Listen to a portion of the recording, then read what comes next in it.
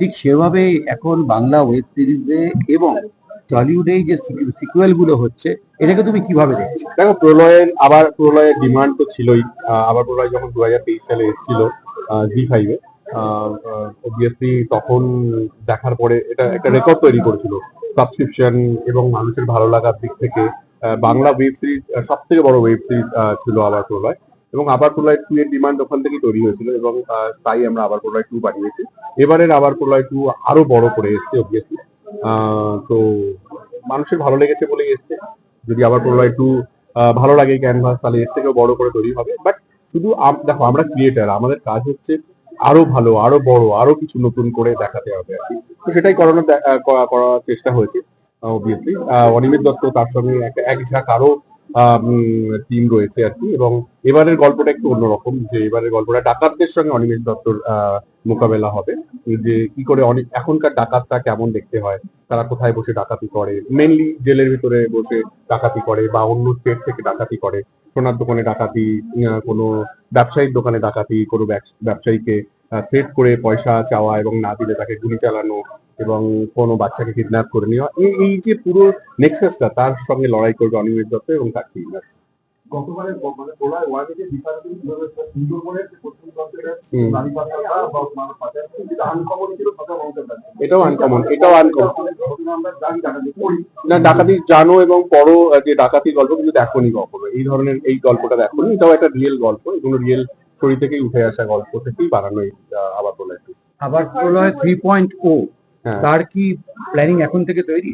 3 না, এটা তো দর্শক কেমন দেখবে, তাদের রেসপন্স কেমন, যদি তাদের ডিমান্ড থাকে নিশ্চয়ই তৈরি হবে আর কি। প্ল্যান তো আছে অনেক কিছু, অনেক রকমের ঘটনা নিয়ে আগামী প্রলয় আরো ফ্র্যাঞ্চাইজি তৈরি হবে। বাট এই মুহূর্তে আমরা আবার প্রলয় 2 যাতে মানুষের ভালো লাগে সেই দিকেই কনসেন্ট্রেট করছি।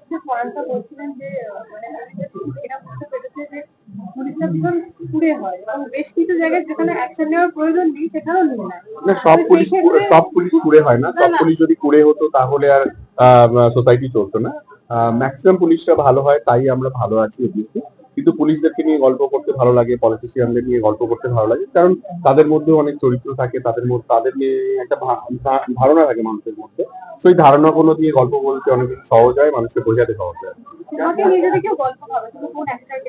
আমাকে নিয়ে গল্প ভাববে, এই যে আমি তো জানি না, যে আমাকে নিয়ে ছবি বানাবে সে ভাববে যে আমাকে নিয়ে কাকে। আমি তো আমাকে নিয়ে কোনোদিন ছবি বানাবো না, কারণ আমার মনে হয় না যে আমি এমন একটা চরিত্র যাকে নিয়ে সিনেমা বানানো যায়।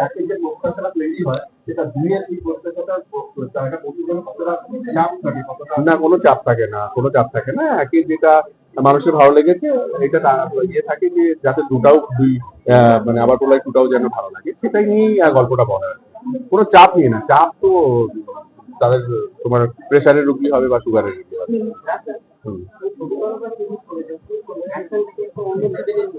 এন্টারটেনমেন্ট আমি একটা এন্টারটেনমেন্ট প্যাকেজ হিসাবে যে কোনো মানে আমি যে কাজটা করি, আমি যেমন আমি মনে করি যে আমি এন্টারটেনার আর কি। তো আমি যখনই আমি একটা গল্প ভাবি, তার মধ্যে গল্প তো থাকে, তার সঙ্গে সাসপেন্স থাকে, তার মধ্যে রোম্যান্স থাকে, তার মধ্যে অ্যাকশন থাকে, তার মধ্যে কমেডি থাকে, সবকিছু থাকে। এটা প্যাকেজ। আমি যেভাবে আমি এন্টারটেন হতে ভালোবাসি, সিনেমা হলে কি হোক বা ওয়েব সিরিজ দেখে হোক, সেইটাই আমি বানানোর চেষ্টা করি।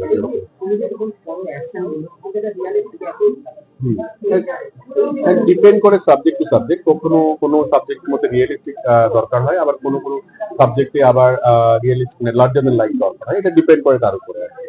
বাট এবারের আবার প্রলয় 2-তে যে অ্যাকশন গুলো হয়েছে সেগুলো রিয়েল জোনে হয়েছে, রাস্তার মধ্যে মাঝখানে লোকজন রয়েছে। খুব ডিফিকাল্ট ছিল, টাফ ছিল, বাট সেটা আমরা শুট করেছি আর কি। কারণ যেভাবে যেভাবে ভিডিও গুলোকে আমরা সোশ্যাল মিডিয়াতে দেখেছি, ওইভাবেই শুট করার চেষ্টা করেছি আর কি।